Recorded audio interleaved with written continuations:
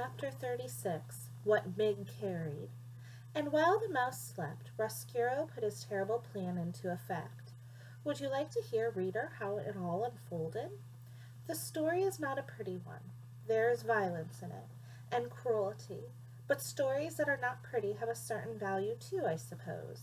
Everything, as you well know, having lived in this world long enough to have figured out a thing or two for yourself, cannot always be sweetness and light. Listen, this is how it happened.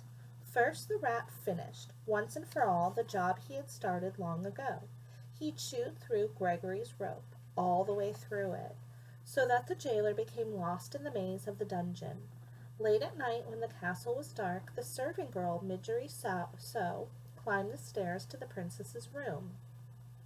In her hand she carried a candle, and in the pockets of her apron were two very ominous things.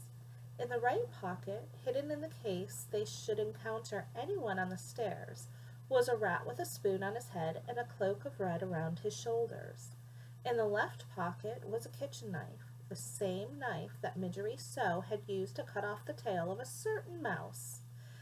There were the things, a rat and a knife and a candle, that Mig carried with her as she climbed up, up, up the stairs. "Gore!" she shouted to the rat. "It's dark, ain't it?" "Yes, yes," whispered Roscuro from her pocket. "It is quite dark, my dear." "When I'm princess," began Mig. "Shh," said Roscuro. "May I suggest that you keep your glorious plans for the future to yourself? And may I further suggest that you keep your voice down to a whisper? We are, after all, on a covert mission. Do you know how to whisper, my dear?" "I do!" shouted Mig. "Then please," said Roscuro, "please institute this knowledge immediately." "Gore," whispered Mig. "All right." "Thank you," said Roscuro. "Do I need to review with you again our plan of action?" "I got it all straight right here in my head," whispered Mig, and she tapped the side of her head with one finger. "How comforting," said Roscuro. "Perhaps, my dear, we should go over it again, one more time, just to be sure." "Well," said Mig, "we go into the princess's room, and she will be sleeping and snoozing and snoring, and I will wake her up and show her the knife and say, 'If you does not want to get hurt, princess, you must come with me.'" "And you will not hurt her," said Roscuro. "No, I won't, because I want her to live so she can be my lady-in-waiting when I become the princess." "Exactly," said Roscuro. "That will be her divine comeuppance." "Gore," whispered Mig.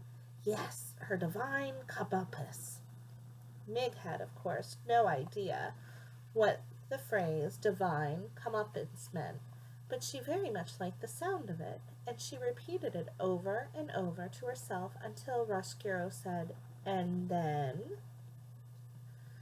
"And then," continued Mig, "I tell her to get out of her princess bed and come with me on a little journey." "Ha!" said Roscuro.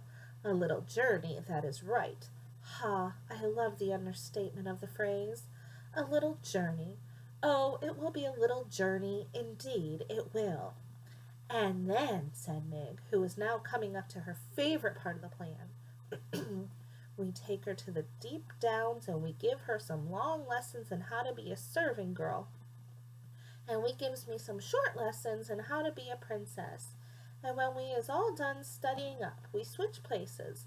I gets to be the princess, and she gets to be the maid. Gore!" Reader, this is the very plan that Roscuro presented to Mig when he first met her. It was, of course, a ridiculous plan. No one would ever, not for one blind minute, mistake Mig for the princess or the princess for Mig. But Midgery So, as I pointed out to you before, was not the sharpest knife in the drawer. And reader, too, she wanted desperately to become a princess.